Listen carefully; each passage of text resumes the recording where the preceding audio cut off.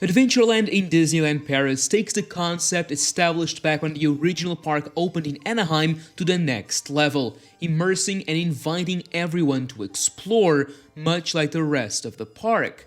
However, in this land, exploration is at the heart, and we see that in the caves beneath Adventure Isle or the temple ruins in the back.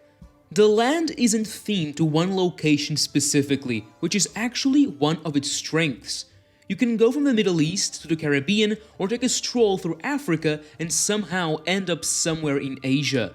There's a lot of different architecture, sounds, and colors everywhere. However, everything works together to create a completely unique environment. Animal Kingdom is, in many ways, the evolution of Adventureland. It takes the concept one step further, having a full theme park with lands inspired by real locations and animals you can find there. It's not hard to imagine that an attraction or area developed for this park could fit incredibly well in Adventureland, and in today's video we'll do exactly that. While the Disneyland park has some incredibly strong points, it hasn't been expanded since 1995, and some of those expansions in the early days weren't meant to last as long as they have. I'm talking about one in specific, Indiana Jones and the Temple of Peril. I've covered here in the channel the original concept for what would become an Indiana Jones mini-land at the back of the park, a project that was designed hand-in-hand with the Disneyland Resort 2. I really recommend checking that video out after this one, it'll be linked in the end. The idea was to create a jungle area with two interconnected rides themed to Indy. The first would be a minecart roller coaster, and the second a new generation dark ride, similar to what Disneyland ended up getting. While this concept never made it to the light of day, Indiana Jones and the Temple of Peril was built in its place, the first Disney coaster to go upside down. While it was important for a time, it has quite frankly become worse and worse, from the roughness of the coaster to the uninspiring layout and the decaying theming. For our project today, this attraction will be removed, and in its place, something much more worth being in Adventureland will rise. Animal Kingdom, after opening, needed something new, something thrilling, that came in the form of what has become one of the most iconic coasters in Orlando, Expedition Everest. Located in Asia, this attraction acts as one of the weenies and icons of the park, offering riders some great thrills while remaining accessible to families. It is one of my favorite rides in Disney World, and we have the perfect opportunity to add it to Disneyland Paris via this expansion plot. So let's start designing. Once more, I use real satellite imagery so that the scale most closely resembles reality. The layout is practically the same compared to Orlando's. There are some small changes made to better fit the space here. The first change is pushing the station slightly so that the connection to the land could be more easily done. Secondly was the train depot. Other than that, this is practically the same ride as Animal Kingdom's. Or is it? If you've watched my other videos in this series, Soaring in Discoveryland, Mickey and Minnie's Runaway Railway in Fantasyland, Fantasmic in Frontierland, you will know that I like to go the extra mile and make the additions unique in some way or another, and in this case, that can be seen in the storyline of the ride. Some of the best Disney attractions have an incredible backstory that most guests don't even notice. That's because the rides give you just enough hints to understand if you look close enough. You can clearly see this in the original version of Phantom Manor. The story created questions such as, who is the Phantom? Questions that it didn't answer but pushed guests towards the conclusion that it must be Henry Ravenswood. The same happens in Big Thunder Mountain. It may appear as just being a minecart ride through gold mines, but it tells the story of greed and even hinting at a higher power with the mystical Thunderbird. I wanted to create something like that for this version of Expedition Everest. I also know that nowadays an investment of this scale would need an IP behind it, and so we'll expand the Indiana Jones theme here, creating an adventure worthy of Indiana Jones. Well, what better way to explain how the ride would be than to make it a tour? As we reach the end of Adventureland, we see what is a base camp with tents, some cars, and lots of equipment in a location of an abandoned temple and village. We pass under the entrance sign reading Indiana Jones et la Montagne Interdite, or in English, the Forbidden Mountain, a nice callback to Expedition Everest. The queue will do a lot of the heavy lifting on the story of the ride. Here we pass through countless maps, markings, drawings, and figures that continue appearing as we move deeper into the temple from the base camp. The rooms have several designs on the walls, alluding to what we'll come face to face with.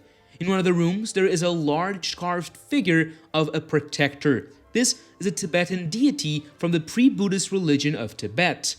Indiana Jones has always taken inspiration from real-world elements, and that's exactly what this newest adventure is doing.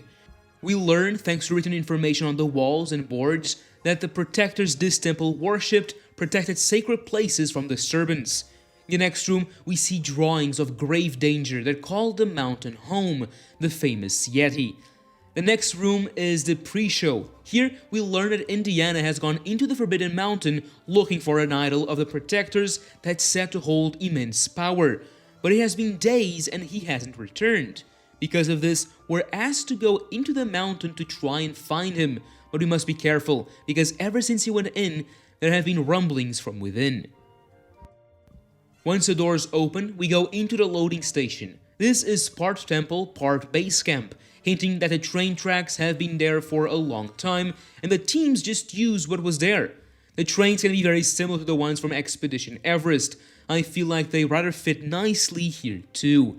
We begin our journey on the ground, passing through a tunnel and leaving the base camp behind.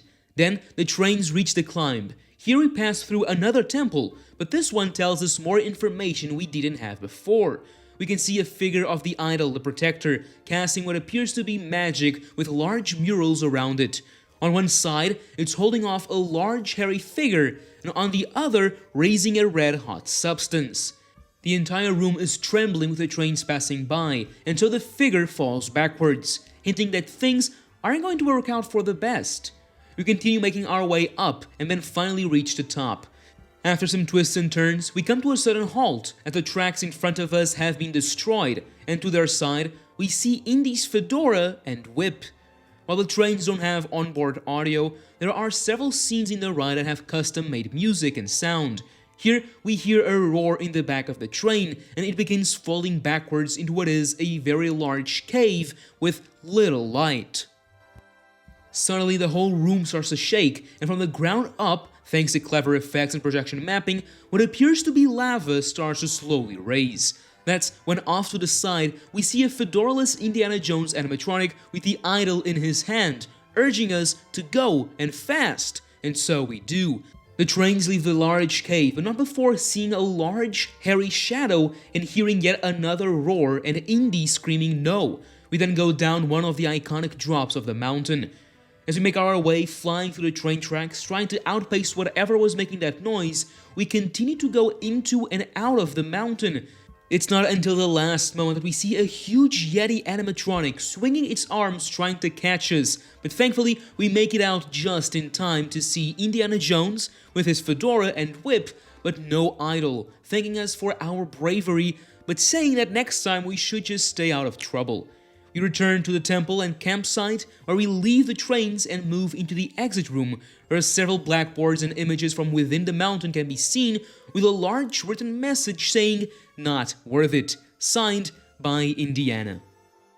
There's a lot to the story that's either not confirmed or just hinted at. Like, after having ridden several times, one might notice that the idol can be seen under the Yeti in the last scene. So was the Yeti evil, or was it just trying to protect its sacred place? Was the lava magic from the protector, or was it just a natural occurring volcano that laid dormant until the rocking of the trains? These small things make for such a more complex story, and I believe really fits the Indiana Jones style incredibly well. Now, in my opinion, this would be an incredible addition to the park, adding yet another major roller coaster to the resort that can offer some great thrills while also being a family coaster. It would also change the skyline of the park for the better. Having such a large mountain in the back of the land really rounds it up very well. I made it so that from the Disneyland Railroad we can clearly see the mountain and even trains making their way around the tracks. We also come near a part of the base camp with some set pieces, so it works really well. The IP already exists in the park, but it's very underutilized and honestly wasted on the old ride that is Temple of Peril. Even if the last movie wasn't a success in the box office, Disney still believes the character has a lot to give. Currently in Animal Kingdom, Dinosaur is being transformed into a brand new Indiana Jones adventure. Not long ago, an incredible game was released to great reviews. I know I had a lot of fun playing it, and everyone knows who Indiana Jones is. So giving Indy what he deserves in Paris feels like the way to go for me. But hey, what do you think of this edition and version of Expedition Everest? Would you like to see it happening? Let me know down below. And now, as always, thank you for watching, and that's a wrap.